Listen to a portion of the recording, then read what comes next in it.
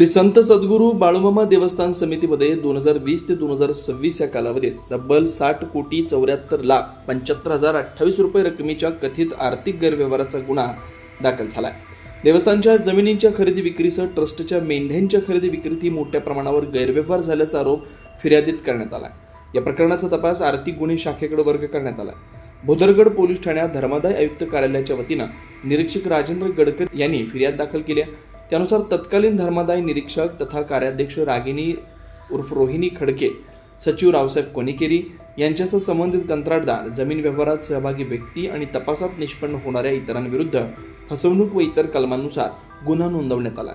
आर्थिक गुन्हे शाखेच्या पोलीस उपअधीक्षक सुवर्ण पत्की यांनी सांगितलं की प्राथमिक चौकशीत देवस्थानच्या मालकीच्या जमिनींच्या खरेदी विक्रीत अनियमितता झाल्याचा संशय व्यक्त करण्यात आला।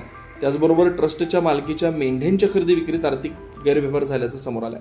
ठाण्यामध्ये गुन्हा रजिस्टर नंबर 206/26 काल रोजी दाखल झालेला आहे। यामध्ये आहे ते श्री सद्गुरू बाळूमामा देवस्थान समिती आदमापूर या देवस्थानामध्ये गैरव्यवहार झालाय, भ्रष्टाचार झालाय, अनियमितता झाली। याच्या चौकशी अंती निरीक्षक धर्मादाय आयुक्त महाराष्ट्र राज्य मुंबई त्यांनी फिर्याद दिलेली आहे आपल्याकडे। राजेंद्र गडकरी म्हणून आहेत निरीक्षक, त्यांनी फिर्याद दिली आहे। टोटल फिर्याद आहे जवळजवळ 60,75,28,060 रुपयाची आहे।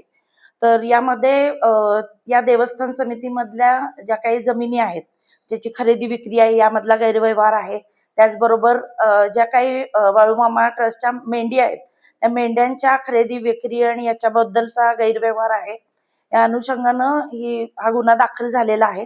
यामध्ये सध्या तरी 2 आरोपी आहेत। मुख्य आरोपी त्या कार्याध्यक्ष आहेत रागिनी खडके आणि दुसरे आहेत तिथले सचिव आहेत कोणेकरी म्हणून आहेत। तर यांच्या विरुद्ध आणि इतर यामध्ये गुन्ह्यात निष्पन्न होतील पुढील आरोपी आहेत ते। हा गुन्हा दाखल झालाय। तपास आमच्याकडं आर्थिक गुन्हे शाखेकडे वर्ग केलाय आणि सध्या तपास सुरू आहे।